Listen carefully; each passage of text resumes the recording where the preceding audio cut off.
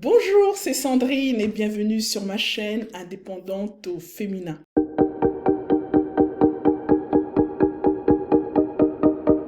Alors pour ceux qui ne le savent pas, je propose des prestations de ménage et de conciergerie pour les propriétaires qui font de la location courte durée. Voilà, donc aujourd'hui je vais répondre à deux questions qui m'ont été posées.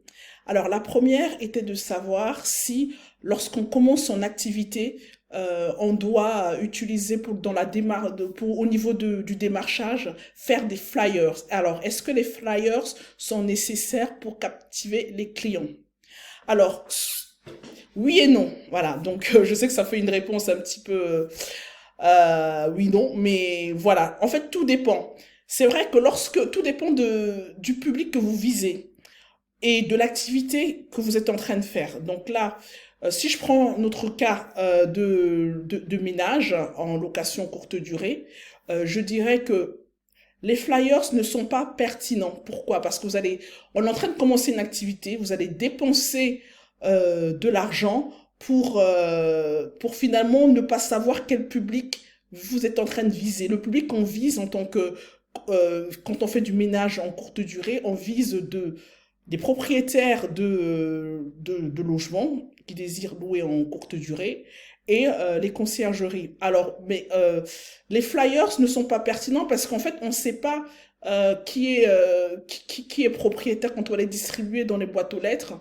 Est-ce que cette maison ou ce bâtiment-là abrite des propriétaires qui font de la courte durée? Est-ce que ça abrite des conciergeries? Vous voyez que on va dépenser notre argent pour rien. Alors qu'il sera plus pertinent pour ceux qui souhaitent faire du ménage ou faire des prestations de services pour de la courte durée à des conciergeries ou des propriétaires, il sera plus pertinent d'aller, par exemple, je vous donne, de poster une annonce sur Le Bon Coin. Là, Le Bon Coin, tout le monde regarde. Il sera plus pertinent de créer sa page Facebook, voilà, donc dans laquelle vous présentez vos prestations. Voilà, donc Facebook est largement diffusé et ça coûte rien.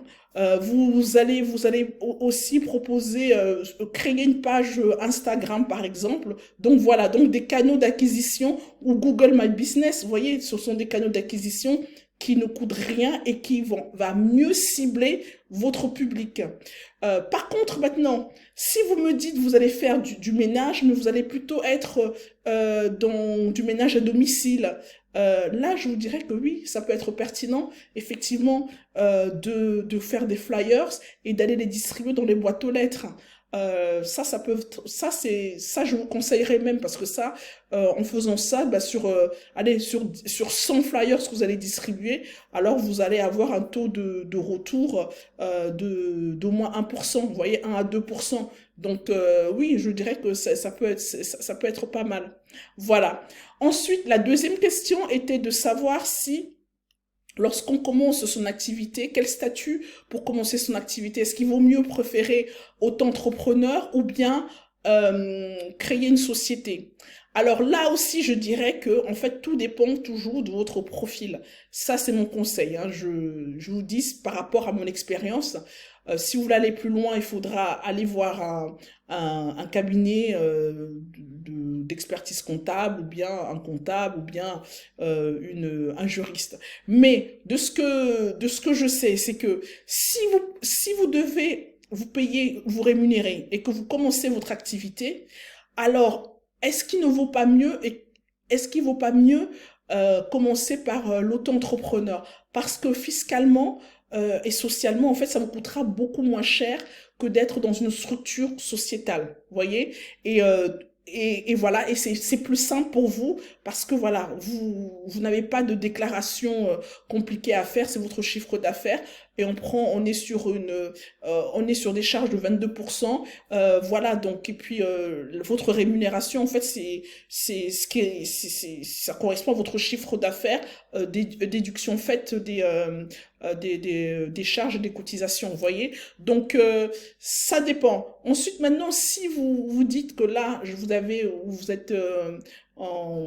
bénéficié de l'ARE, à ce moment-là, peut-être que c'est pas pertinent de se mettre en auto-entrepreneur. Il faudra peut-être se mettre en SASU parce que voilà, la SASU a au moins cet avantage en fait que vous pouvez très bien en même temps pendant vos années où bénéficier pendant les 2 ans où bénéficier de l'ARE, enfin si c'est 2 ans, que vous bénéficiez de l'ARE, ben vous pouvez vous bénéficier de l'ARE, vous pouvez créer une activité et vous n'êtes pas voilà, tant que vous dans la SAS vous ne prenez pas de revenus, vous n'êtes pas taxé. Donc voilà, zéro revenu, zéro taxation. Donc ça peut être très intéressant.